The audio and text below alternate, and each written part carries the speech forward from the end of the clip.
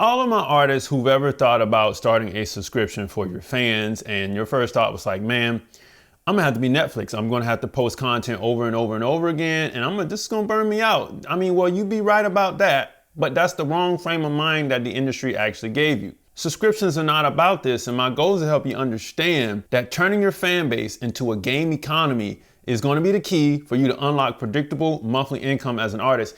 And I'm going to actually show you a simple system that turns your fans into a marketing team, which will be your community and also your monthly revenue engine, not by selling more music and posting more content, but by letting fans play for access, status, and identity around you. So let me make this make sense real quick. So let's address what's called the fan game model for your subscription engine. All right.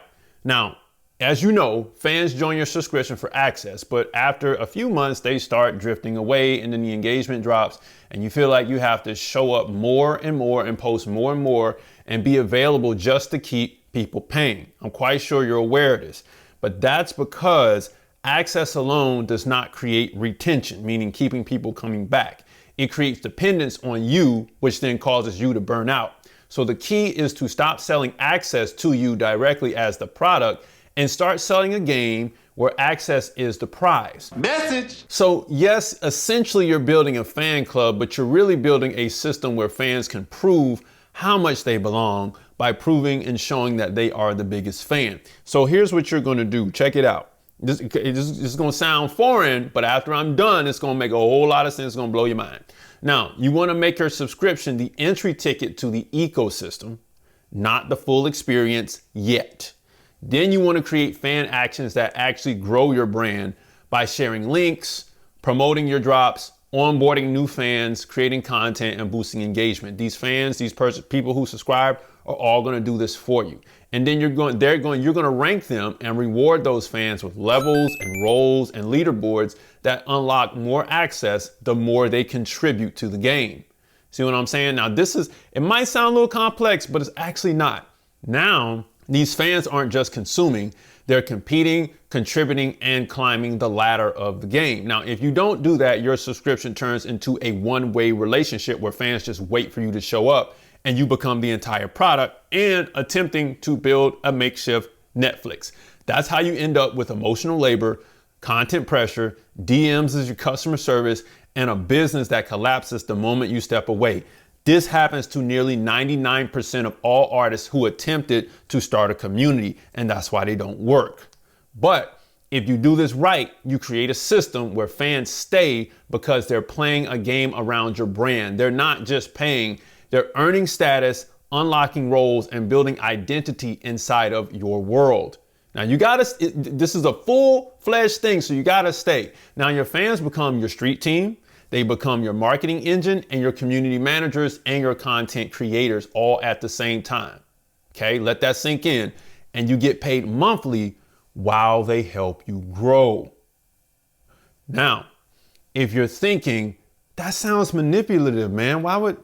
Listen, fans already play this game naturally, and many artists acknowledge them in a vast sea of millions. Now you're just giving them rules, rewards, and a real way to win and feel acknowledged by you more frequently, doing something they were already going to do anyway for free on their own. It's just that now they get the chance to be directly acknowledged by you and get exclusive stuff from you and access to you. Because at the end of the day, the strongest fans just don't want that access. They want a way to prove that they're your biggest fan. So you're not selling content, you're selling a game where loyalty is visible, status is earned, and access is the prize. That's not a subscription, that's a fan economy, and that's how you build monthly income without burning yourself out. It's like a gym membership. You got to give them something to do, okay? You don't want to have a Netflix where you have to keep pumping out content. So if you think no one has ever done this in the world, Michael Jackson and the Jackson 5 already did way back in the day. And let me show you. Check this out. Look at this jacket. Look at this Michael Jackson fan club jacket right here. I would want to have that if I was in the fan club. Look at this newsletter. You see what I'm saying? Let me show you the order form in the newsletter. Check it out. If you zoom in, it says, yes, I want to be part of the Michael Jackson or the world of Michael Jackson. I would like to receive the regular newsletter, membership card, membership certificate, plus 2 color photos plus other surprises, meaning that's some ongoing stuff here. And I haven't closed a check or money order, old school stuff, with United States currency for $12.50 per year. $15 for postage and handling. You see what I'm saying? Outside the US, add $10 for postage and handling. And in this club, you got to get stuff. You got to do things. And these fan clubs still exist to this day. To this day! In certain pockets, they do. So this is, people already want to show that they're the biggest fan on their own for free. Why not let them pay you for it and let them become the street team at the same time? Stop making it hard. Go make this money. You know what I mean? Now, let's get down to the pricing. Let's figure out how much we need to charge here. So you know how most artists are chasing streams, virality, and playlists and algorithm luck just to make a few $100s a month?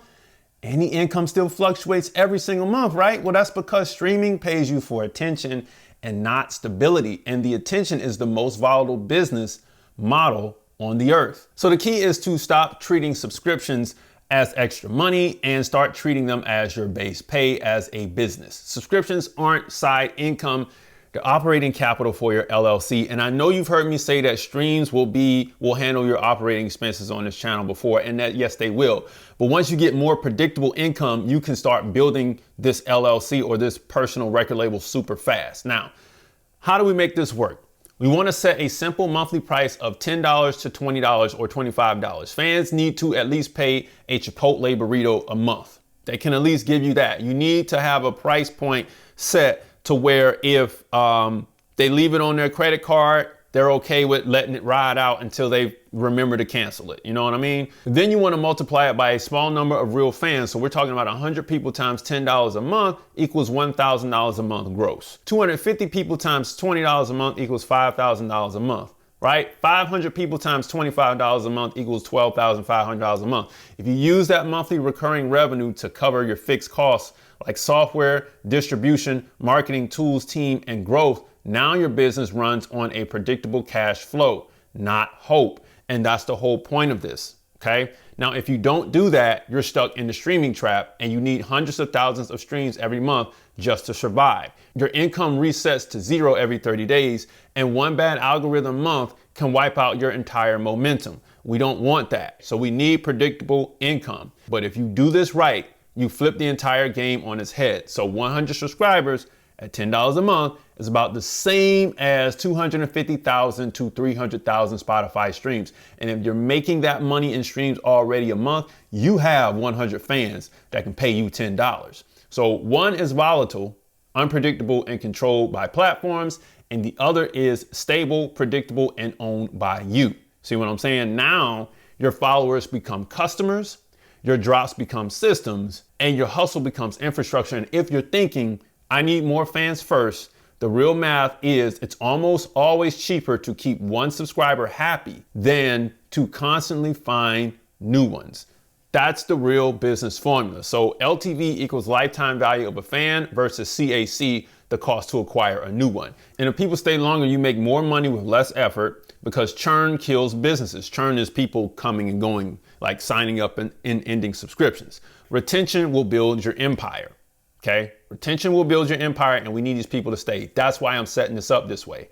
At the end of the day, streaming pays for your attention, but subscriptions pay for your trust. And once you build a system that keeps the same people paying every month, you're no longer trying to make it in music. You're running a real company with real monthly revenue. That's the difference between being an artist with fans and being a label with income. Okay, now I know I said a lot. You might have to rewind it.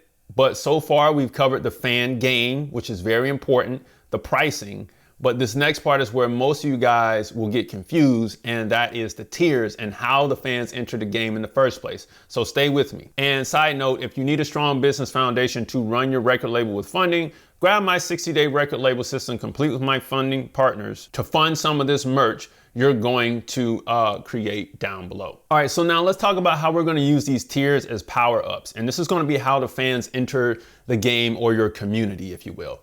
So most artists create subscription tiers that feel random. $5 for this, $20 for that, $50 for something else. And you're trying to put in a bunch of features and fans don't really understand the difference. So they either choose the cheapest option or they just don't join at all because the value isn't there.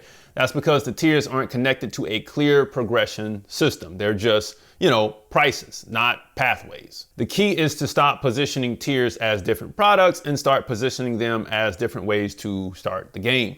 Each tier is just a power up and a head start on the biggest fan ladder. Higher tiers doesn't mean a better fan. It just means a faster progression to showing that they're the best fan. See what I'm saying? So what you want to do is you want to design one core fan game, just one full step-by-step ladder. Levels, ranks, leaderboards, missions, rewards, all of that. Everybody can use the same ladder. Then create 3 entry points on that ladder. Tier 1 is like the basic fan mode. You get basic level access. You start at level 1 down here on the ladder. All right. Tier 2 is super fan mode. You get more tools, more rooms, faster leveling up. You're still starting in the same place, but you're better prepared to climb this ladder. And then tier 3 is like VIP mode, and you get shortcuts and you get special missions and things and direct proximity to the artist, which is you, which is what they really want. And then you let every tier unlock the next, but with different checkpoints and speed. Same ladder, just different starting positions or different advantages to start in the game down here. Now, if you don't do this, your tiers compete with each other instead of reinforcing each other, and fans get confused and the value feels random and pricing becomes friction instead of motivation. So we want people to be motivated to be the biggest fan. You see what I'm saying? So now your subscription feels like a menu and not a mission to the side. And we don't want that. But if you do this right, tiers become addictive and fans don't ask which one should I buy, they ask how fast can I level up. So now upgrading feels like progress, status, momentum, and not spending. So you turn pricing into game mechanics. And if you're thinking, well, won't higher tiers make lower fans feel left out? The truth is everybody is on the same ladder. They start at the starting line. Some people are just starting in first position with a faster go-kart in Mario Kart, and some people are starting in 9th position with a slower go-kart. They're still going to run the same race. They're still going to prove that they can be the best fan, but you just get more tools. You see what I'm saying? Now, no one is excluded at that point. Some people just grind more. Some people just brought better gear. That's fair, that's human, and that's how the game works. At the end of the day, your tiers aren't about money. They're rather about how people enter your world, okay? So to reiterate, tier 1 is I want to play. Tier 2 is I want to compete. Tier 3 is I want to be close to the source, which is you, the artist, which is what everybody wants.